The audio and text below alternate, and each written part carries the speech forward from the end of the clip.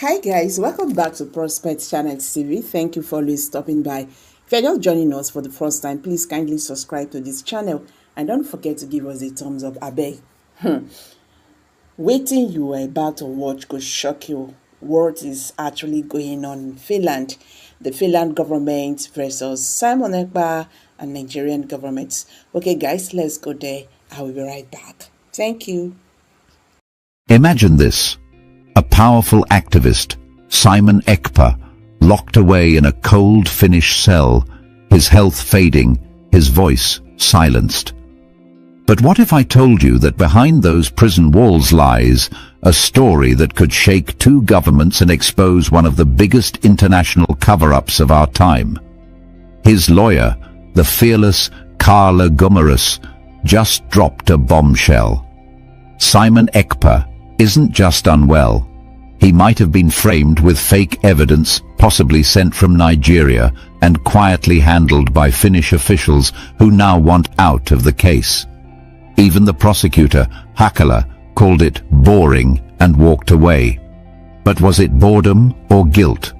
What are they hiding from the world? And here's where it gets even bigger. Reports say Donald Trump and key U.S. allies are now stepping in, demanding answers, while classified intelligence from 3 continents could soon expose who really orchestrated Simon Ekpa's arrest. This isn't just a courtroom story. It's a global chess match between truth and power, justice and manipulation. So before you scroll away, ask yourself, what happens when the system meant to protect justice becomes part of the injustice? Stay with me, because this story might rewrite history. And Simon Ekpa's next move could change everything. Simon Ekpa's lawyer, Kaarle Gummerus, reveals that Simon Ekpa might currently be unwell and receiving medical treatment at Kilmakoski Correctional Center in Finland. Lawyer Kaarle Gummerus emphasized that Simon Ekpa should not be released under a pardon, but rather fully acquitted because there was no valid evidence to convict him in the first place, insisting that any release must come with a public apology and financial compensation for his suffering and loss of income. The prosecutor Hakala, who handled Simon Ekpa's case in the Päijät-Häme District Court, has reportedly expressed disinterest in continuing the case at the appeal level, saying the case has become boring and he plans to step away from it entirely. Simon Ekpa's lawyer, Kaarle Gummerus, met with Finnish prosecutor Hakala privately, asking him whether the Nigerian government had supplied any evidence used against Simon Ekpa, but Hakala refused to answer, raising suspicions that Nigerian authorities may have influenced the prosecution with questionable materials. Despite stepping away from the case, Kaarle Gummerus wants Hakala to appear before the appeal court as a neutral testifier, neither for nor against Simon Ekpa, to answer key questions about how evidence was obtained and who influenced the process. Kaarle Gummerus has been building a stronger defense by verifying what type and number of witnesses, documents and evidence he can present in the appeal court, ensuring that bottled and new materials can be admitted during the next phase of the case. The defense lawyer has also made a surprising move by contacting General Christopher Musa, a top figure in the Nigerian military, reportedly to obtain direct copies of evidence the Nigerian government sent to the Finnish prosecutor, as well as counter-evidence from U.S. intelligence sources. Reports suggest Kaarle Gummerus now possesses 3 categories of evidence: materials from Finland, documents from Nigeria via Christopher Musa, and information possibly shared by U.S. officials, allowing him to cross-analyze inconsistencies and expose potential political manipulation. Meanwhile, there is also reports that Donald Trump and U.S. allies have recently made statements supporting both Mazi Nnamdi Kanu and Simon Ekpa, signaling growing international interest and possible diplomatic pressure on Finland and Nigeria to resolve the case fairly. The overall news update portrays Simon Ekpa'S lawyer Carla Gumerus' legal strategy as a chess game involving diplomacy, intelligence coordination, and courtroom tactics aimed at proving Simon Ekpa'S' innocence, exposing foreign influence, and securing his total freedom, possibly sooner than expected. Every story of freedom begins with pain, and every revolution begins with injustice. The ongoing case of Mazi Simon Yoku Ekpa in Finland has become more than just a legal battle between an individual and the state. It has evolved into a reflection of the long, painful, and unjust struggle of the Biafran people against decades of persecution, marginalization, and systemic oppression in Nigeria. When the news broke that Simon Ekpa'S' lawyer, the courageous and meticulous Carl Gumerus, revealed his client's deteriorating health condition at Kilmakoski Correctional Center, many hearts across the Biafran community sank in pain, anger, and disbelief. For millions who follow this story, Simon Ekpa is not just a political activist. He is a voice of courage, a defender of the truth, and one of the last remaining symbols of resistance against a system that has consistently dehumanized his people. The first and most glaring problem in this story is injustice. The same injustice that has defined the relationship between Biafrans and the Nigerian state since the 1960s. Simon Ekpa'S' current ordeal in Finland did not begin in the courtroom. It began decades ago in the streets of Onitsha, Enugu, Owerri, Aba, Nsukka, and Umuahia, where innocent Igbomen, women and children were brutally massacred in pogroms and wars simply because they wanted to live in dignity. The Finnish trial is merely another chapter in a long historical book written with the blood of Biafrans.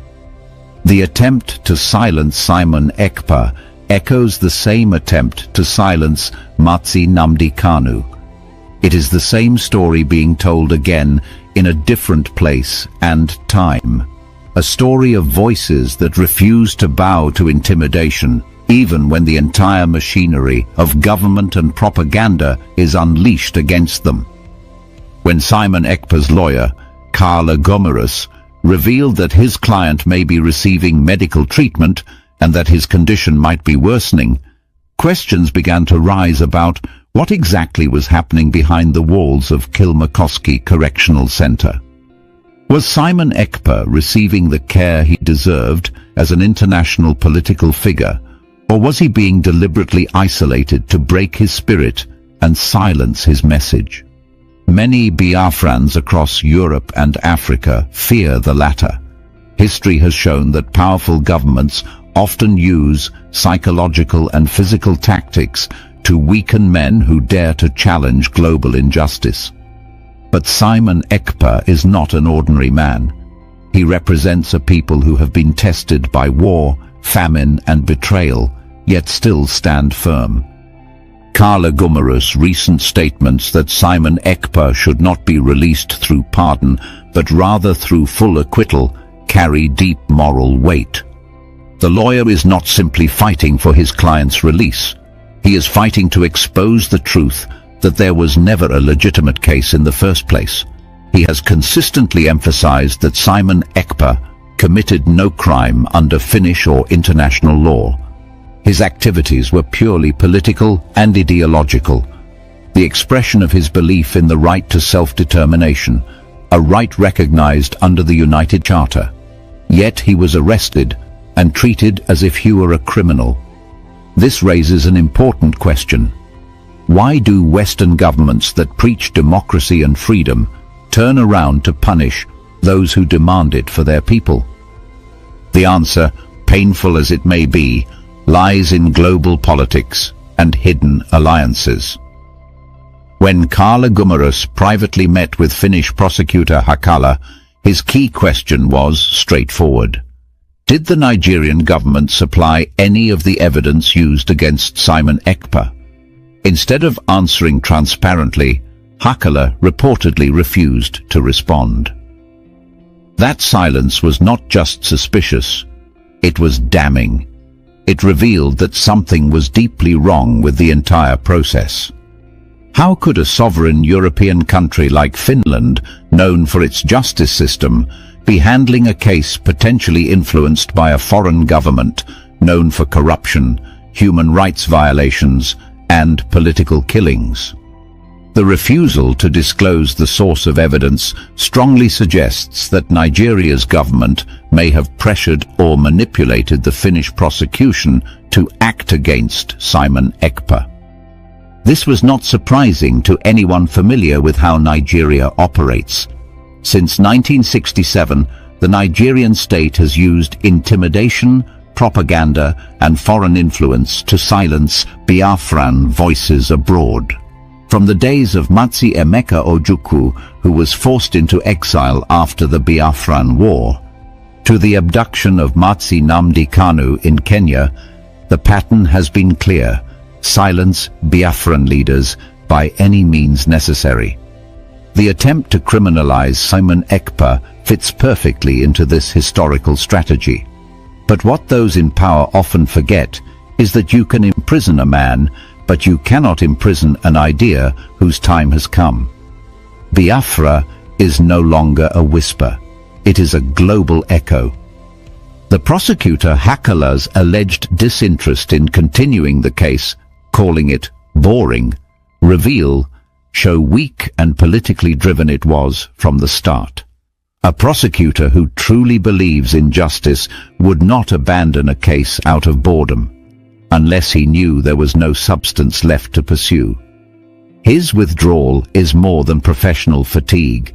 It is an unspoken admission that the Finnish authorities may have been used to serve another nation's political agenda. In a world where diplomacy and trade often outweigh justice and morality, smaller nations like Finland sometimes find themselves entangled in larger political webs. But Simon Ekpa's lawyer, Kaarle Gummerus, has proven to be a man who refuses to be intimidated.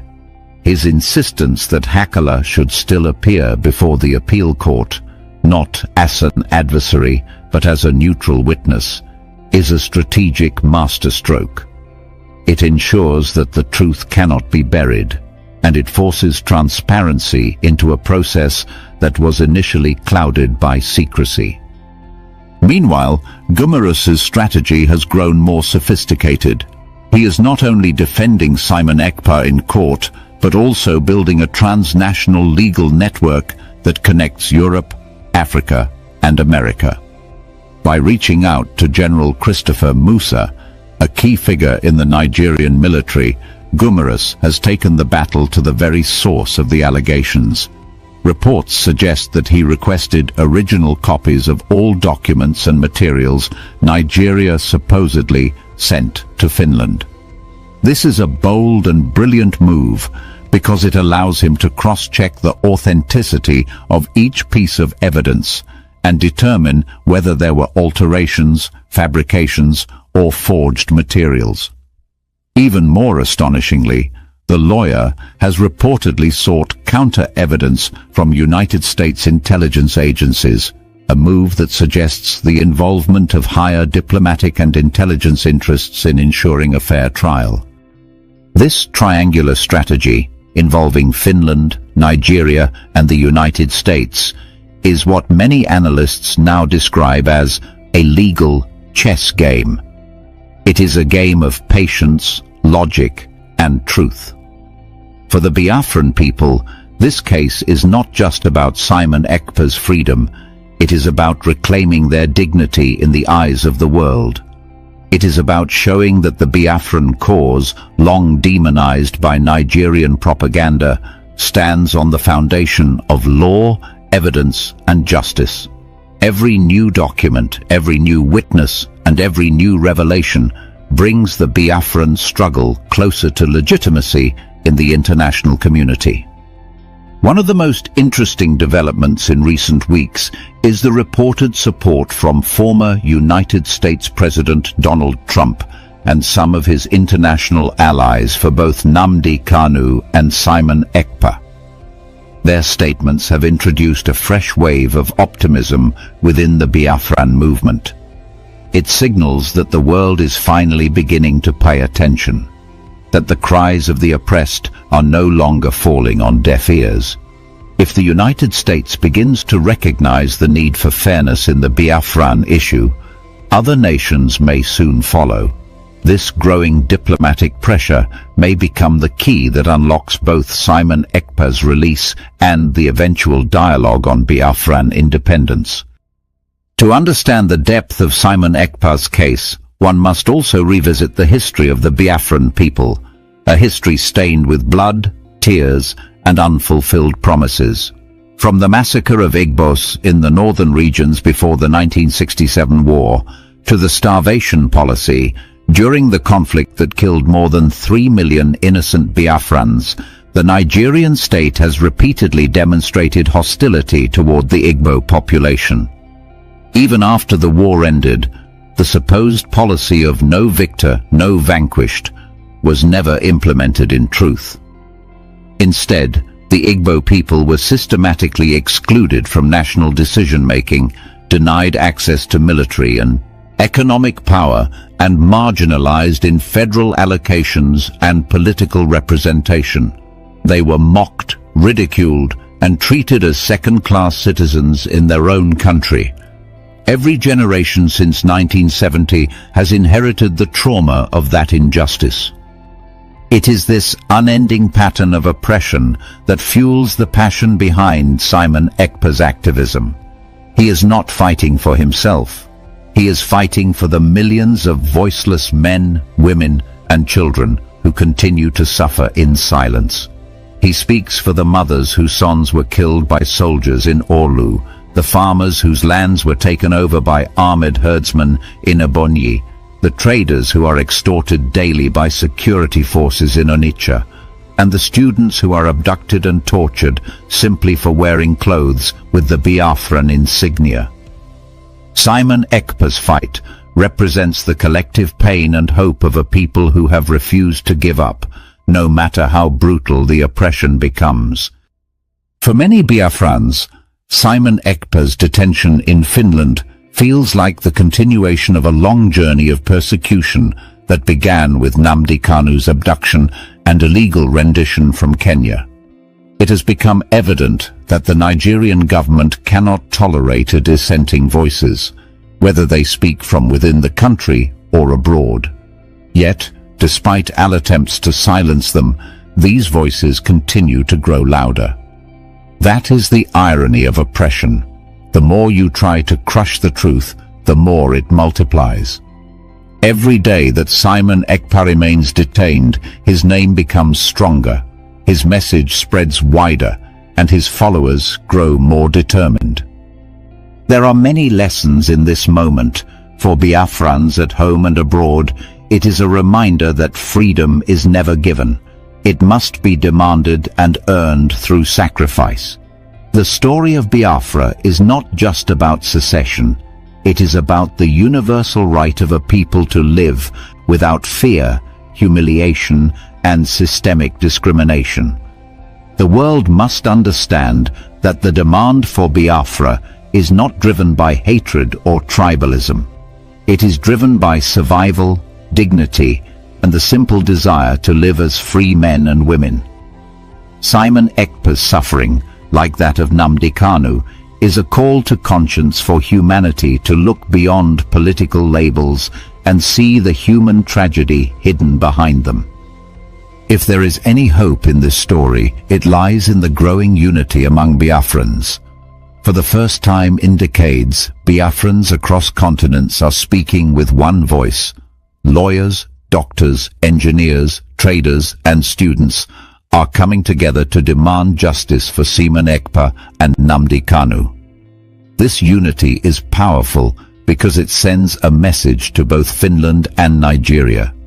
You can imprison individuals, but you cannot imprison an entire nation's spirit.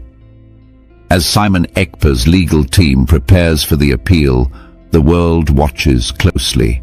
And as the truth unfolds in the courtroom, history will record who stood for justice and who stood for political convenience. For those who feel weary or afraid, remember this: every great movement in history was once mocked, ridiculed, and suppressed before it was celebrated. From Nelson Mandela in South Africa to Mahatma Gandhi in India and Martin Luther King Jr. in America, every freedom fighter was once labeled a criminal. Simon Ekpa stands in that same line of history. His courage reminds us that the road to freedom is never easy, but it is always worth walking. And though the night may be long, morning always comes. To the Biafran youth who have lost faith, this is your moment to rise. Do not let despair consume you. Every time you speak the truth, every time you stand against oppression, you honor those who died for your freedom. Remember the words of Mazi Nnamdi Kanu: "They may kill us, but they cannot kill our ideology." That ideology, the belief in justice, equality, and self-determination, is what keeps Biafra alive. Simon Ekpa'S case in Finland is not the end. It is the beginning of a global awakening. As for possible solutions, there is a long road ahead. Finland must demonstrate moral courage by not yielding to Nigerian political influence. It must release Simon Ekpa conditionally and apologize for the psychological and physical harm caused by his unjust detention. Nigeria, too, must face the truth that peace cannot be built on injustice. It must open genuine dialogue with Biafran representatives, not through violence or deceit, but through respect and reconciliation. The international community must also play its part. Silence in the face of oppression is complicity. Global leaders must pressure Nigeria to respect human rights, stop extrajudicial killings, and end the persecution of Biafran activists. Until that day comes, the struggle continues. Biafra is not dead. It is alive in every heart that beats for justice. Simon Ekpa may be in prison, but his voice echoes across nations. His lawyer, Karl Gummerus, is not just fighting a legal case, he is writing a chapter of history. And every Biafran who refuses to bow to fear is helping to write that same chapter with courage and truth.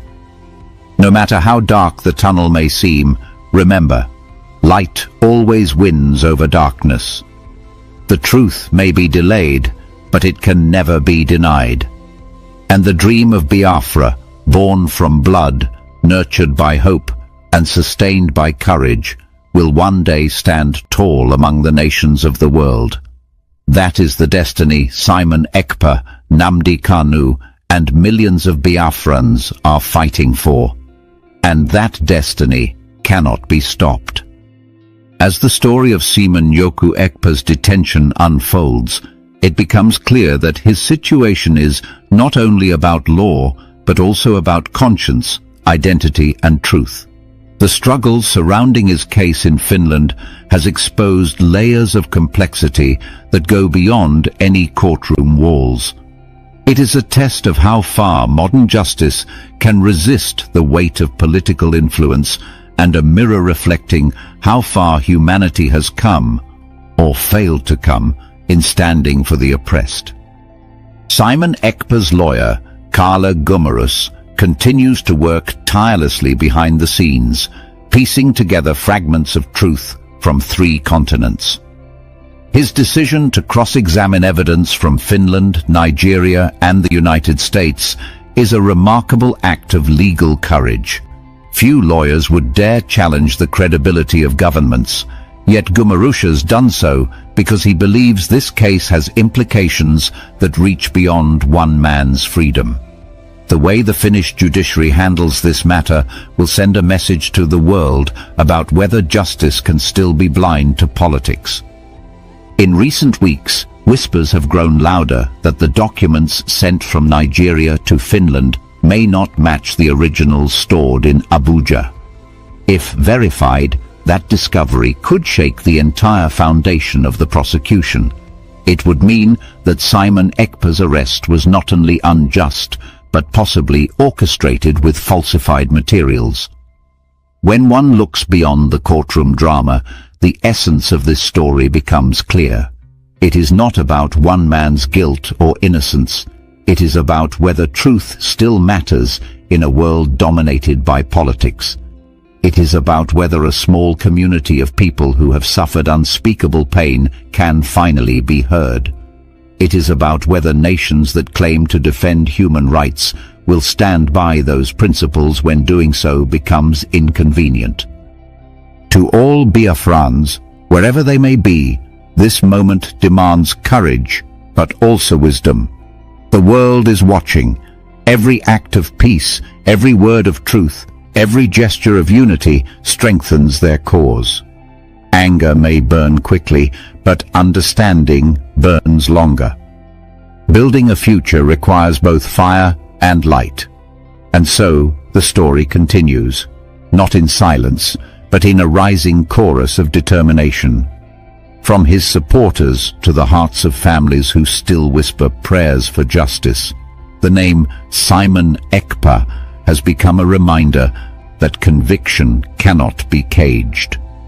His struggle joins that of Nnamdi Kanu and countless others whose courage insists that the human spirit is greater than any government. One day, perhaps sooner than expected, truth will walk free from those courtroom doors. When that happens, it will not be the victory of one man alone, but of an entire people who refuse to let oppression have the final word. Until then, let every Biafran heart remain strong, let every voice remain steady, and let every act of goodness declare what history already knows. Dignity cannot be destroyed, justice cannot be silenced, and freedom, though delayed, always finds its way home. Thank you for watching, and bye for now.